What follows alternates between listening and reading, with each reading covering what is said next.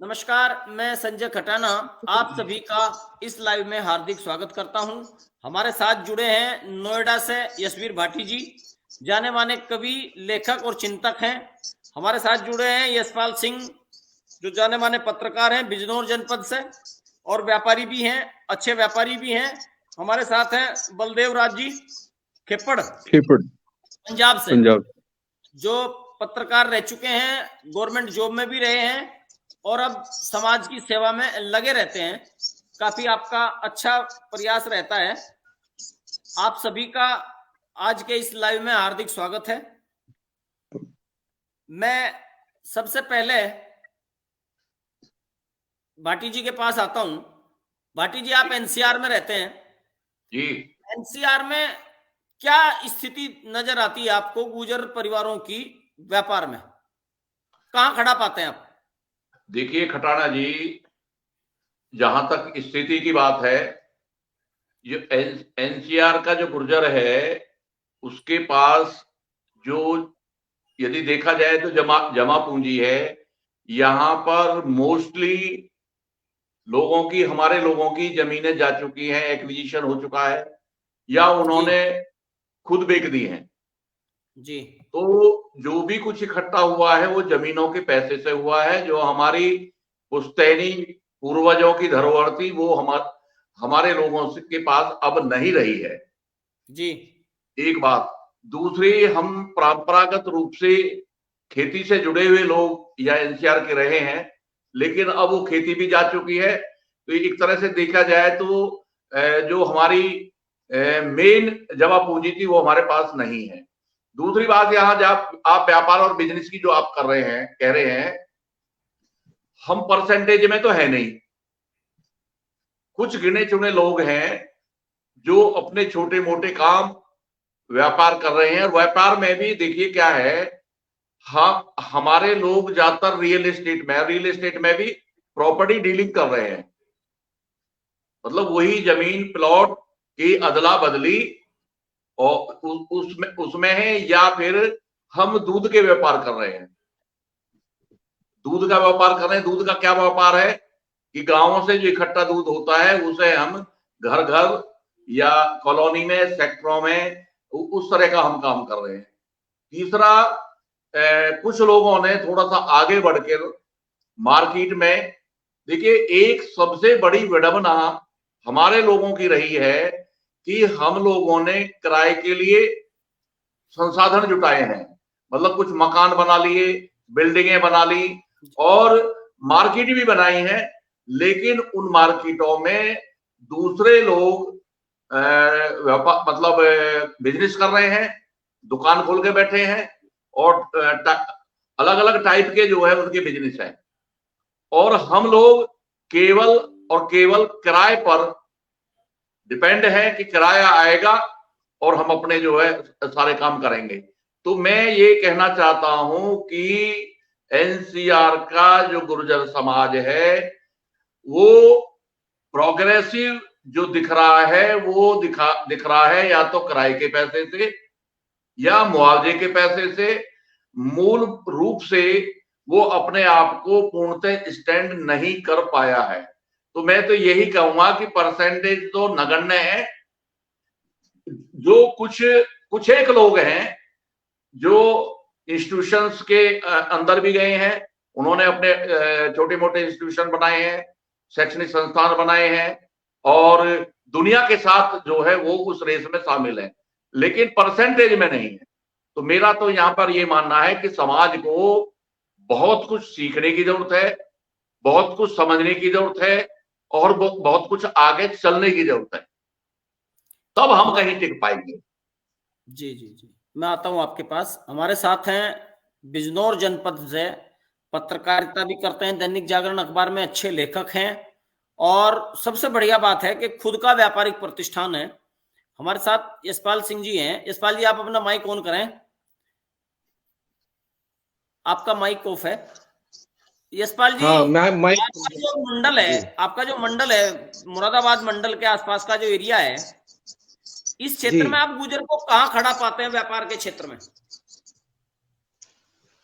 देखिए खटाना जी, सर्वप्रथम मैं आपका बहुत बहुत धन्यवाद जो आपने चैनल से मुझको जोड़ा है और आप बरादरी समाज के लिए काफी प्रयास कर रहे हैं, एक दूसरे के समक्ष बैठाने के बाद गुर्जर समाज के लिए काफी काम कर रहे हैं। मैं आपको बता दूं कि रोटी, कपड़ा और मकान, उसके बाद सबसे जो ज्यादा आवश्यकता होती है वो शिक्षा की है। फिर उसके बाद आता है रोजगार। रोजगार को हमने तीन श्रेणियों में बांटा हुआ है। एक तो हमारी कृषि है, जो पहले से जिसमें हम फसल उगा कर अपना रोजगार का साधन अपनाते थे। उसके बाद हम दूसरे नंबर पे लेते हैं, अधिकांश हमारे समाज के युवा नौकरियों की तरफ दौड़ लगा रहे हैं, वो भी बेल्ट के क्षेत्र में। अधिकांश जो डॉक्टर्स, इंजीनियर और आईएएस, पीसीएस उसकी तरफ कम है, अभी बहुत ही कम कह लीजिए। फिर उसके तीसरे स्थान पे आता है व्यापार। और व्यापार में अगर देखा जा तो जैसे हमारे बड़े भाई नोएडा से जो है उन्होंने बताया, भाटी जी ने, कि हमारे समाज के युवा व्यापार की तरफ कम दौड़ रहे हैं। जबकि मैं मानता हूं कि यदि व्यापार क्षेत्र में आए युवा हमारे, तो हमारा समाज काफी आगे जा सकता है। क्योंकि नौकरी से केवल हम गुजारा कर सकते हैं, अपने बच्चों को पढ़ा लिखा सकते हैं या जीवन यापन कर सकते हैं। लेकिन अगर हमें टॉप पे जाना है तो वो बिजनेस ही है जो हम टॉप पे जा सकते हैं। फिलहाल बिजनेस किस तरह का व्यापार में आपके यहाँ हम होता है? आपके यहाँ जो थोड़े बहुत हमारे व्यापारी यहाँ, हैं वो किस तरह के हैं? हाँ वही मैं बता रहा हूँ। हमारे यहाँ जो व्यापार है, अधिकांश छोटी छोटी दुकानें हैं, बहुत कम स्तर पे है। जैसे मैं स्पेयर पार्ट्स का काम करता हूँ, ट्रैक्टर स्पेयर पार्ट्स है, इंजन स्पेयर पार्ट्स है, बुग्गी स्पेयर पार्ट्स का काम करता हूँ। थोक और फुटकर में दोनों में ही हम अपना काम करते हैं और काम अच्छे ढंग से चला रहे हैं। क्योंकि मैंने कई नौकरियां छोड़ने के बाद तो फिर मैंने व्यापार को ही अपनाया था। नौकरी समझ में नहीं आई, क्योंकि पहले कोचिंग वगैरह बच्चों को कराते थे। फिर उसके बाद हम पत्रकारिता में आए और पत्रकारिता के साथ हमने व्यापार को ही चुना। तो व्यापार में हम संतुष्ट हैं, अच्छे हैं, बच्चे भी अच्छे पढ़ लिख रहे हैं, कोई दिक्कत नहीं है। अगर समाज को पढ़ाना है तो व्यापार में भी आना पड़ेगा। और जैसे भाटी जी ने बताया कि नोएडा में जमीनी तक भी बेच के लगा दी, तो मैं समझता हूँ उन लोगों को जमीन कारोबार में बेची थी तो कारोबार में लगानी चाहिए थी। गुर्जर समाज बढ़े और आगे बढ़ सकता था। जी खटाना जी। चलिए, हमारे साथ हैं बलदेव जी। खेपड़ साहब, सुन पा रहे हैं हमें? नमस्कार सर। नमस्कार जी। हाँ नहीं, नमस्कार खटाना जी। पंजाब में पहले तो हम जानना चाहते हैं, हमारे दर्शक भी जानना चाहते हैं, भाई का मैसेज आ रहा है, गुर्जर हैं किन किन जनपदों में? खटाना जी, मैं पंजाबी में बात करूंगा। कोई दिक्कत नहीं। हमारे साढ़े जहाँ इथे पंजाब च जिला हुशियारपुर, जिला शहीद भगत सिंह नगर, जिला रोपड़ रूपनगर जिसे कहते हैं जी, और SAS नगर मोहाली जी, और पटियाला संगरूर में है। सबसे ज्यादा ये हमारा जो शहीद भगत सिंह नगर है इसमें है। अच्छा अच्छा। हाँ तो जी। मतलब अच्छा, जो आपके क्षेत्र में जो आज आपके जो पटियाला या होशियारपुर जो जिला है, हाँ जी। इसमें तो हिंदू व्यवस्था को मानने वाले गुर्जर हैं? नहीं, दोनों को हैं, सरदार भी हैं, सिख भी हैं। और हाँ, पटियाला में स्पेशल सिख है या वहां भी हिंदू है? नहीं, हिंदू हर जगह हैं, सिख भी हैं। अच्छा अच्छा। हाँ जी। तो आपसी तालमेल कैसा है? बहुत अच्छा है, बरादरी के लिए बहुत अच्छा ये तो सहयोग है। हमारे दर्शक का सवाल था, इसलिए मैंने ले लिया बीच में। हमारा इस टॉपिक बात है, की, हाँ जी, पंजाब में गुर्जर समाज, चाहे वो सिख हो, चाहे वो हिंदू हो, और बल्कि चाहे वो मुस्लिम गुर्जरी क्यों ना हो, वो जो हाँ जी, डेरे हाँ जी, वाले हो, हाँ क्या जी, हाँ जी। व्यापार में क्या स्थिति है? व्यापार में कटाना जी कोई ज्यादा तो नहीं, लेकिन बहुत लोगों ने, कुछ ने तरक्की भी बड़ी की। उसमें जो मंडियों का काम करते थे हमारे ठेकेदार, बरादरी के ठेकेदार थे, और अब तो कोई ऐसा फील्ड नहीं बचा कि जिसमें ये आगे ना हो। सिविल सर्विसेज में है, जुडिशरी में है, और पुलिस में है, खास करके ये एक कॉटन डिपार्टमेंट है, वहां हमारी बिरादरी के बहुत लोग काम करते हैं और अच्छी अच्छी पोजीशन पर भी हैं। और इनके पीछे सबसे मैं अपने महाराज भूरी वालों की गुरुगद्दी के परंपरा के बहुत आभारी हूँ, क्योंकि उन्होंने जो महाराज गंगा वाले गुरुगद्दी के तीसरे गुरुगद्दी नशीन हुए हैं, उन्होंने शिक्षा के लिए बहुत बड़ा काम किया और उसको आगे बढ़ा रहे हैं हमारे गुरु महाराज जी वेदांत आचार्य श्री सतगुरु चेतनानंद जी महाराज भूरी वाले।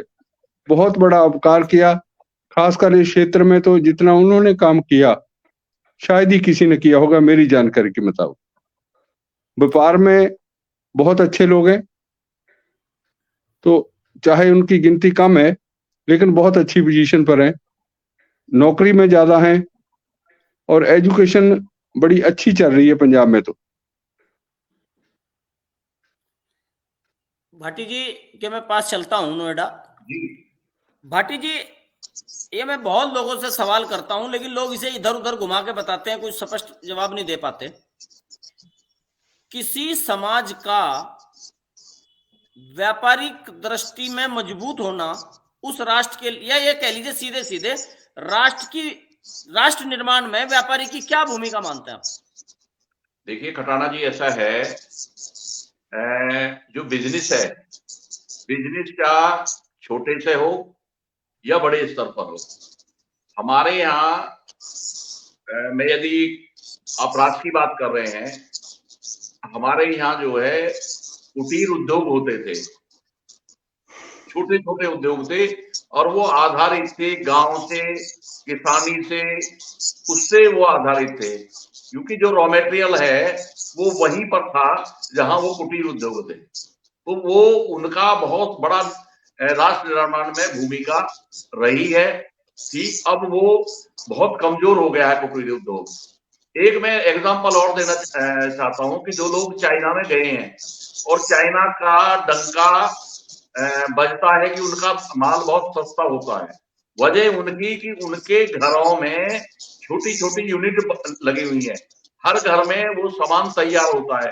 जैसे भारतीय बाजार में चाइना के खिलौने, चाइना की मतलब जैसे दीपावली वगैरह पे ये लाइट वगैरह वगैरह जो है वो उनके घरों में बनके और वो ट्रेडिंग से भारत आ रही है और हमारे मतलब पूरे बाजार छाए हुए हैं और सामान से जो है पूरे बाजार पटे पड़े हैं।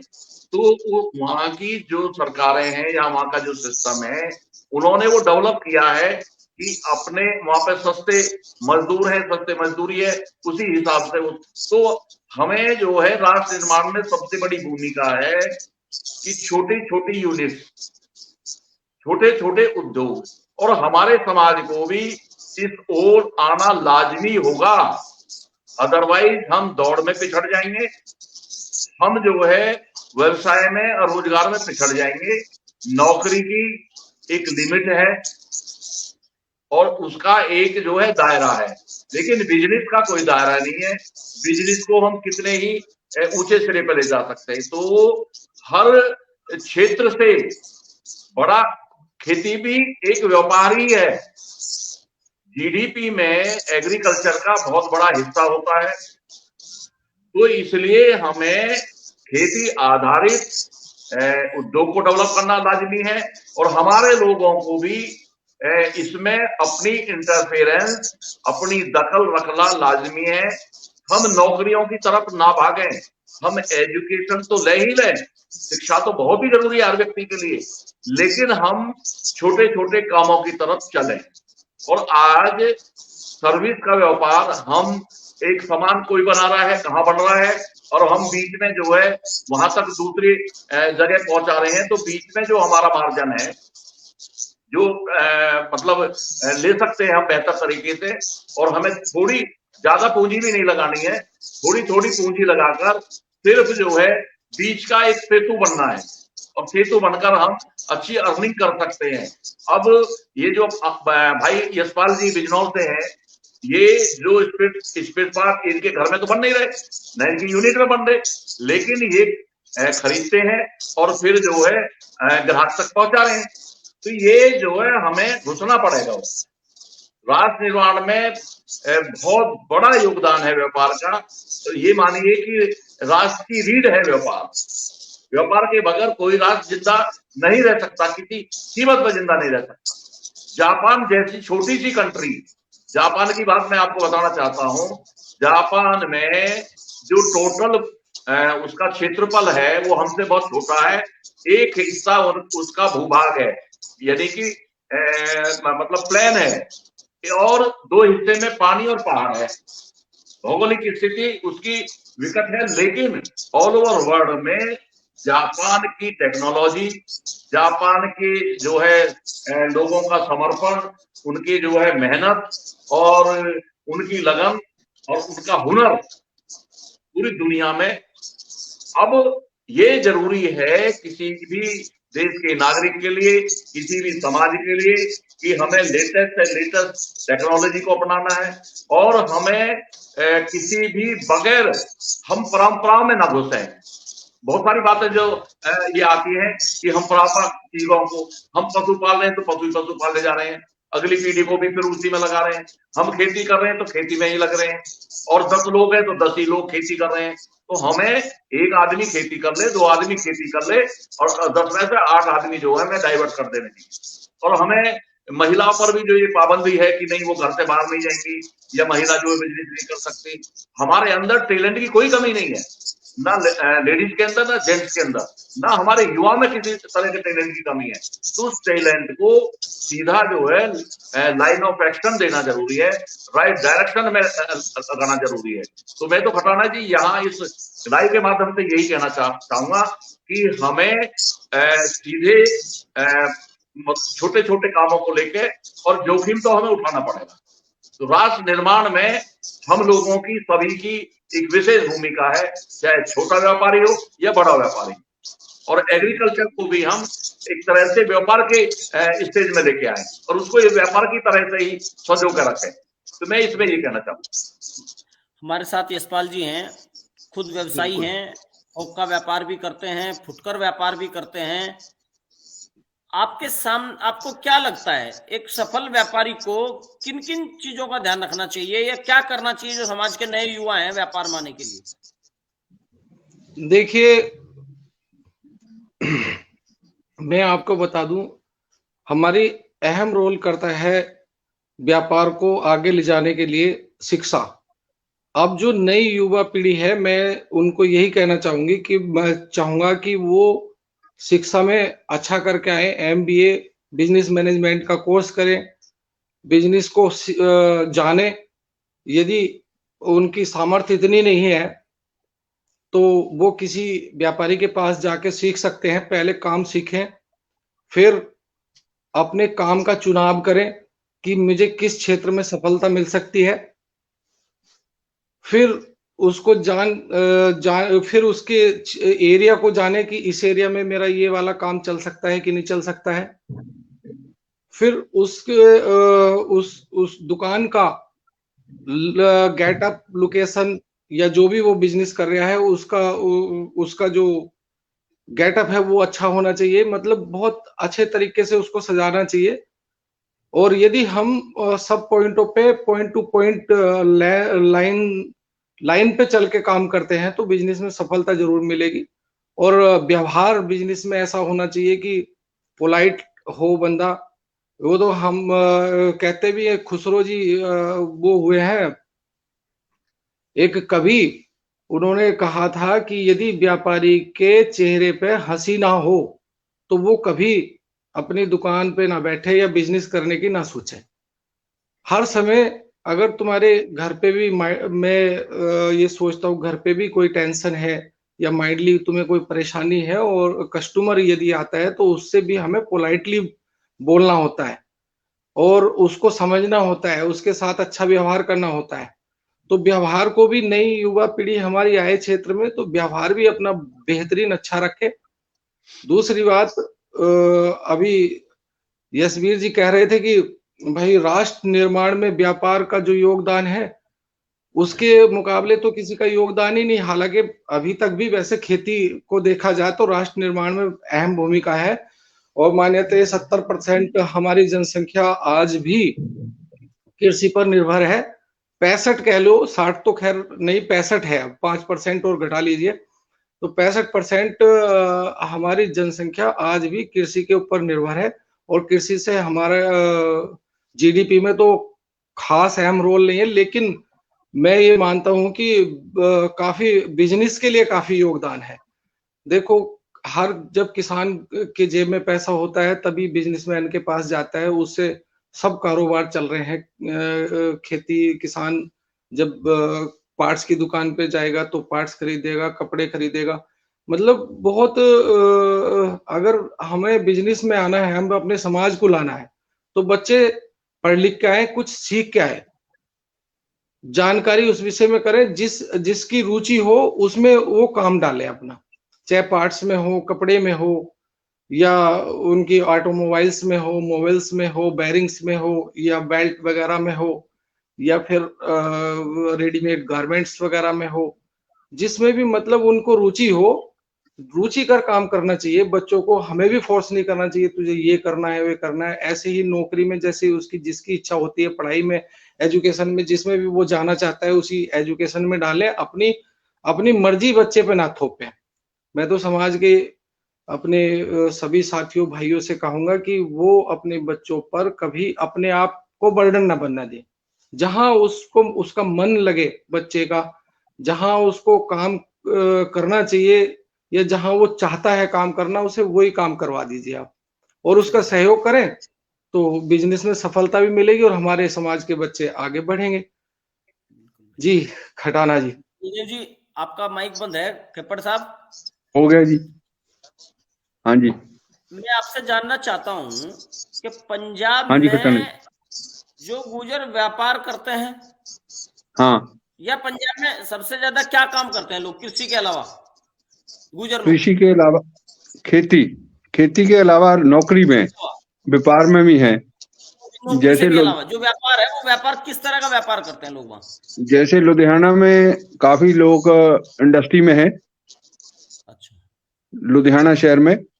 और कुछ लोग मोहाली में जो ये बिल्डर्स का काम करते हैं बड़े ऊंचे स्तर पर, 2-4 लोग उसमें भी हैं। एजुकेशन संस्थानों में है। अच्छा, और जैसे ये है आपका भगत सिंह नगर है, जो कस्बे या शहर है आपके, होशियारपुर है, यहाँ पे अपने हाँ लोगों का जो छोटा छोटा व्यापार है वो किस तरह का है? दुकान भी है, डेयरी भी है। अच्छा, और ज्यादा लोग यहाँ डेयरी का काम करते हैं, अपनी पशु पालते हैं और वो दूध बेचते हैं। बड़े उच्च स्तर पर भी है लोगों का काम। और ज्यादा लोग मेरे, हाँ जी, आपको क्या लगता है पंजाब में, आप जैसे उत्तर भारत में इधर भी आते हैं, भारत के दूसरे राज्यों में भी जाते हैं, तो आप हाँ जी, कहाँ खड़ा पाते हैं पंजाब के गुजरों को व्यापार में? व्यापार में खटाना जी, जितना मेरा विजन है, कोई बहुत ज्यादा तो नहीं, लेकिन फिर भी जो ये हमारे बलाचौर और अनंतपुर साहब, गढ़शंकर के लोग हैं, काफी अच्छी तरक्की की है उन्होंने। क्योंकि इसमें मैंने जो अनुभव किया है, ये जो महाराज भूरी वालों की गुरुगद्दी परंपरा, इसका बहुत बड़ा रोल रहा। क्योंकि आध्यात्मिक दृष्टि से, एजुकेशन दृष्टि से, सामाजिक दृष्टि से, जो महाराज ब्रह्मानंद जी गौवा वाले थे, वो आज का हमारा विषय नहीं, लेकिन फिर भी मैं कहना चाहता हूँ। नहीं, मैं उसके पीछे बात बता। हाँ जी, मैं वही आ रहा हूँ, आपकी बात को बड़ी कर रहा हूँ। जो भूरी वालों की जो गद्दी है, सही मायने में इस तरह का काम उन्होंने पंजाब के गुजरों के लिए किया है। अगर भारत के हर क्षेत्र में ऐसे संत हो जाते तो शायद भारत में गुजर नंबर 1 की स्थिति पे होते। इसमें कोई दो राय नहीं है, आपकी बिल्कुल ठीक कह रहे हैं। इसलिए तो आप साधुवाद के पात्र हैं, आपका गुरु घर साधुवाद के लिए पात्र है, और महाराज जी भी साधुवाद के पात्र हैं। लेकिन मैं जैसे आपके बच्चे विदेश जाते हैं, जी जा रहे हैं, तो जो एक व्यापारिक लालसा होती है, क्या वो अभी वहां पंजाब में जग पाई? बहुत है, बहुत जतन हो रहा है। क्योंकि मैं पूरे भारत के गुजरों में घुमा हूं। नहीं, वो हमारे से ज्यादा, मुझे पंजाब से ज्यादा है। जो फुटकर व्यापार है उसमें राजस्थान का गुजर नंबर 1 पे है। अच्छा जी। लेकिन लोकल में, अपने खुद के लोकल में, खुद के पैसों से बिना जमीन बेचे अगर व्यापार में कोई आगे है, मुझे जो लगता है, मेरी सोच है, तो शायद पंजाब हाँ आगे जी, है। और आप भी इसमें कोई अक्सर दो राय नहीं। हमारे ऐसा किसी ने काम नहीं किया कि खेती बेच के जमीन बेच के कोई काम किया, बहुत थोड़े लोग हैं, लेकिन ऐसा नहीं है, बहुत लोगों ने तरक्की की और बड़े मेहनत कश हैं लोग, क्योंकि उसके पीछे सबसे बड़ी ये कृपा जो आपने कहा कि आपका विषय नहीं है, ये धार्मिक चेतनता के कारण लोग नशे से दूर हैं जी। और दिन हाँ, रात ये बड़ी बात है। इतने लोग खासकर जो लड़के हैं, जी। गुरु महाराज ने ये काम सबसे किया कि वो गौ गरीब और कन्या की भलाई के हामी थे। जी। उसके कारण जो लड़की है, आप जज है हमारी लड़की, जी। फोर्स में पीसीएस है, पीसीएस है। चलिए बलदेव जी, मैं आता हूं आपके पास। अब मैं अंत में एक सवाल आप सभी से पूछना चाहूंगा। सवाल क्या, मैं आपकी राय जानना चाहूंगा। आपकी गुर्जर समाज के बच्चों को आप क्या अपील देंगे? मैं क्रम से पूछता हूं सभी से। भाटी जी, आज आप इस मंच के माध्यम से गुर्जर समाज के बच्चों को क्या संदेश देंगे, क्या अपील करेंगे, बच्चों से भी और उनके माँ बाप से भी? खटाना जी, मैं हमेशा अपनी लेखनी से भी, अपनी कविताओं से भी और अपने विचारों से सदैव ये प्रेरणा देता हूँ कि सबसे पहले तो जीवन में पॉजिटिविटी आना बहुत लाजमी है। हर किसी नौजवान को, हर किसी बच्चों को, चाहे वो लड़का है या लड़की है, अपने जीवन में पॉजिटिविटी लेके आए। और जो समाज के और बड़े हैं घरों में, वो जरूरी है कि जो पॉजिटिव एनर्जी है वही कोई निर्माण कर सकती है। तो एक तो ये बहुत ज्यादा जरूरी है। एक बात, जो बच्चे पढ़ रहे हैं या जो बेटे और बेटियां पढ़ रही हैं, वो अभी से अपने लक्ष्य निर्धारित कर रहे हैं। एक बात देखिए, पहली बात तो ये है कि सभी इंजीनियर नहीं हो सकते, सभी डॉक्टर नहीं हो सकते, सभी आईएएस आईपीएस नहीं हो सकते। वो सारी की सारी चीजें निश्चित हैं, लेकिन प्रयास हमेशा ऊंची, सपना कहते हैं ना कि सपना भी देखो तो बड़ा देखो, तभी तो हम साकार कर पाएंगे। तो इस सेशन के माध्यम से, इस लाइव के माध्यम से, और मैं इतना जरूर कहना चाहता हूं कि हम एक अपने अंदर क्वालिटी मेंटेन बहुत जरूरी है। जब हम पढ़ रहे हैं तो एक क्वालिटी के साथ, हम कोई कार्य कर रहे हैं तो क्वालिटी के साथ, और क्वालिटी मेंटेन बहुत ज्यादा लाजमी है। और जहां तक आज का जो विषय बिजनेस की जो स्थिति है, हमें कमर कसनी होगी, ऐसे बातों से कुछ नहीं। अब मैं आपको बता रहा हूं कि मैंने खुद अपनी छोटी बेटी को तैयार कर रहा हूं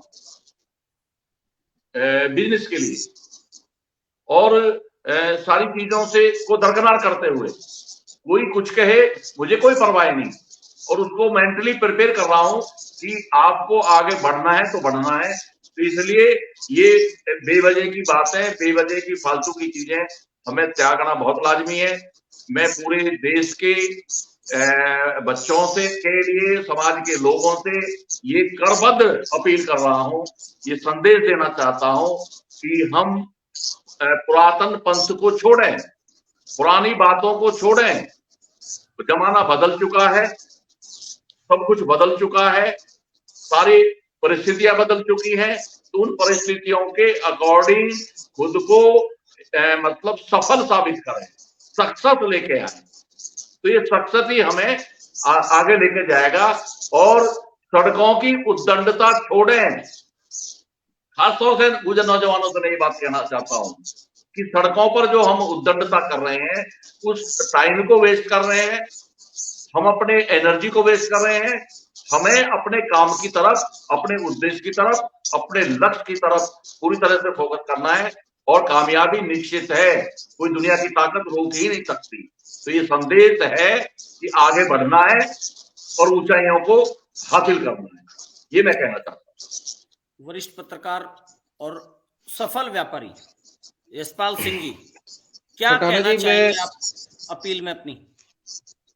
मैं अपने गुजरों के युवाओं से ये अपील करना चाहूंगा कि सबसे पहले वो अपनी पढ़ाई पर फोकस रखें और पढ़ाई के साथ में जो भी उन्हें रोजगार मिले बिना किसी शर्म के उस रोजगार को करें। मान लिया किसी के पास धन भी नहीं है तो वो छोटा काम कर सकता है, ठेली लगा के भी काम कर सकता है, चोरी चकारी इधर से बचे। काम करने से हमेशा धन की प्राप्ति होती है, चाहे वो काम छोटा है बड़ा है। छोटा करोगे तो छोटा प्राप्त होगा, बड़ा करोगे तो बड़ा प्राप्त होगा। समाज को कठिन रास्ते पे चलना पड़ेगा, कठोर मेहनत करनी पड़ेगी, तब थोड़ा सा और आगे बढ़ा जाएगा।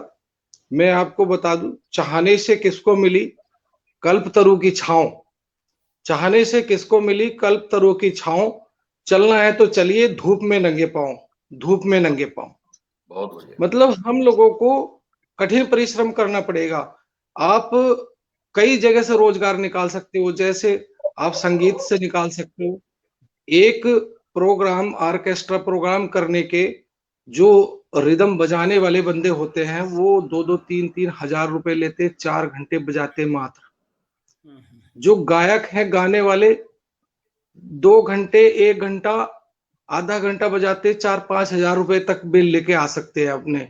म्यूजिक सिस्टम, जो म्यूजिक सिस्टम लगा होता है उसमें हम म्यूजिक सिस्टम में भी अगर सीख के आए उसमें तो साउंड सिस्टम ऑपरेटर बन के भी पैसे कमा सकते हैं। कई मदों से हम पैसे निकाल सकते हैं।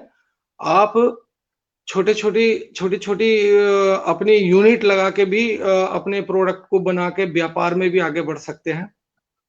और व्यापार के साथ साथ हम कृषि को भी आधुनिक बना सकते हैं। जैसे मैंने अभी कटाना जी आपको बताऊं, एक किसान था मुस्लिम समाज का, उसने अश्वगंधा की खेती कर रखी थी, अश्वगंधा उगाता था वो, उससे और पतंजलि तक अश्वगंधा दे रहा था उसका। मैंने उससे कहा कि भाई तेरा टर्नओवर कितना है, कि 1 एकड़ में मैं 10-15 लाख रुपए का टर्नओवर कर लेता हूँ, तो इससे बचता कितना है। तो उन्होंने बताया कि मैं 5 बीघे से 6 महीने में कम से कम 3-4 लाख रुपए कमा लेता हूँ। अब बताइए 1 एकड़ 5 बीघे जमीन, 5-5.5 बीघे जमीन होती है भाटी जी, 5.5 बीघे में वो 6 महीने में यदि 5 लाख रुपए कमाता है तो मैं तो समझता हूँ वो भी बिजनेस कर रहा है कृषि के क्षेत्र में भी। एक बंदे ने सरसों लगाया, सरसों भी उसने नई टेक्नोलॉजी अपनाई, नई तकनीक द्वारा अपनाया। जो कृषि विशेषज्ञ थे, कृषि वैज्ञानिक थे, उनसे परामर्श करने के बाद वो सरसों की खेती की उसने। तो सरसों की खेती करने पे भी उसे काफी लाभ हुआ। तो हम कई क्षेत्रों में से रोजगार निकाला जा सकता है। जैसे मैंने म्यूजिक सिस्टम से बताया, म्यूजिक सिस्टम में भी हम कई जगह जा सकते हैं। मैं खुद ऑर्केस्ट्रा प्रोग्राम में जाता था, जब स्टूडेंट था, पढ़ता था मैं, तो मुझे म्यूजिक से लगाव था। तो मैं भी मैंने सोचा कि हम किसी घर को से पैसा नहीं मांगते, घर से पैसा नहीं लेने के, बल्कि स्वयं पढ़ाई करेंगे, स्वयं ही हम मेहनत करेंगे। हम किस तरीके से अपनी पढ़ाई पूरी कर सकते हैं अपनी मेहनत से। तो हम ऑर्केस्ट्रा प्रोग्राम में जाते थे, मैं ऑक्टोपैड बजाता था उसमें। ऑक्टोपैड बजाने पे मेरे में उस टाइम पे मुझे मिलते थे 500 रुपए। 3 घंटे 4 घंटे में बजा के आता था और बाकी फिर अपनी पढ़ाई करता था। तो उस 5 घंटे में ऑक्टोपैड बजाने में मुझे 300-400 रुपए मिल जाते थे। 300-400 में 15 दिन का मेरा आराम से खर्चा चल जाता था। मैं किसी से नहीं मांगता था, हालांकि घर संपन्न था, कोई दिक्कत नहीं थी, लेकिन स्वाभिमानी होने के कारण मैं किसी से मांगता नहीं था। उसी के साथ में हम ट्यूशन भी पढ़ा सकते हैं। जिस बच्चे की नौकरी नहीं लगी है तो हम उस बच्चे यशपाल जी, तरीके का समय तो अब निकल गया, चूंकि टाइम होता जा रहा है। अपील क्या करेंगे आप? अपील मैं ये करूंगा कि सही कर्म करके चलें, सही रास्ते पे चलें, कोई बुरा काम ना करें और बुरा पढ़ाई के साथ साथ रोजगार की तलाश करते रहे, तलाश में लगे रहे और युवा हमारे आगे बढ़ जाएंगे। बस इसी के साथ ये अपील करूंगा, बस बुरे कामों से बचे, अच्छे काम करें और सफलता प्राप्त करें, मेरा समाज आगे बढ़े, यही मेरी कामना, यही अपील। बलदेव जी। कटाना जी, मेरी तो यही अपील है कि ज्यादा से ज्यादा शिक्षा के बल ध्यान देना चाहिए शिक्षा से ही तरक्की हो सकती है। और दूसरा है, व्यापार की दृष्टि में क्या अपील करेंगे व्यापारिक बच्चों को जो व्यापार करना है? व्यापार के लिए पहले तो एजुकेशन ही लेनी पड़ेगी ना घटाना जी। और दूसरा है जो संस्कार, कहीं भी वो कोई संत ही दे सकता है, माँ बाप दे सकते हैं, संस्कार तो होना चाहिए। और संस्कार तो होगा तो हर फील्ड में तरक्की करेगा। उसके लिए किसी जैसे शिक्षा में अच्छी एजुकेशन हो, उसके साथ साथ धार्मिक परिस्थिति भी अच्छी हो, उसका लगाव हो, वहां से बहुत कुछ लोग सीखते हैं। हर इंसान वहां से ज्यादा सीखता है। मैं बहुत साधारण परिवार से हूँ, तो मैंने ये देखा है कि ज्यादा जो एजुकेशन का बहुत बड़ा रोल है शिक्षा में। हमारे यहाँ देखो ना, वो अपना ऊंचे ऊंचे पदवी पर जो लोग गए, हमारे यहाँ एक डॉक्टर देवराज भूमला हुए, वाइस चांसलर हुए यूनिवर्सिटी के, बहुत साधारण परिवार से थे, लेकिन वो शिक्षा के कारण हुए। जो एक हमारे इंडस्ट्रियलिस्ट हैं, वो भी एजुकेशन की वजह से ही गए।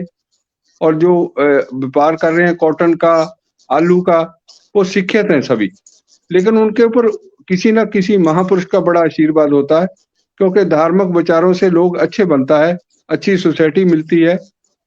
मेरी तो यही अपील है कि सबसे पहले शिक्षा और संस्कार, दूसरी धार्मिक शिक्षा का जरूर अपनाएं, तभी तरक्की हो सकती। चलिए, आपका सभी मेहमानों का बहुत बहुत शुक्रिया। आपने अपना समय दिया, कीमती समय दिया और समाज के नाम संदेश दिया और अपने तजुर्बा को हमारे साथ शेयर किया। और हम इस चर्चा में इसी नतीजे पर पहुंचे हैं कि जो समाज व्यापार नहीं करता वो मुख्य धारा में बड़ा मुश्किल जुड़ पाता है। सभी मेहमानों की राय यही है कि अगर हमें देश की मुख्य धारा से जुड़ना है, राष्ट्र को बनाना है, राष्ट्र के बनाने में सहयोगी बनना है, तो कहीं ना कहीं हमें व्यापार से जुड़ना जरूरी है। आप सभी ने समय दिया, उसके लिए धन्यवाद। हम सभी जुड़े रहेंगे। आपका धन्यवाद खटाना जी। खत्म होने के बाद आपका भी धन्यवाद रहेंगे। सत साहेब, सत साहेब।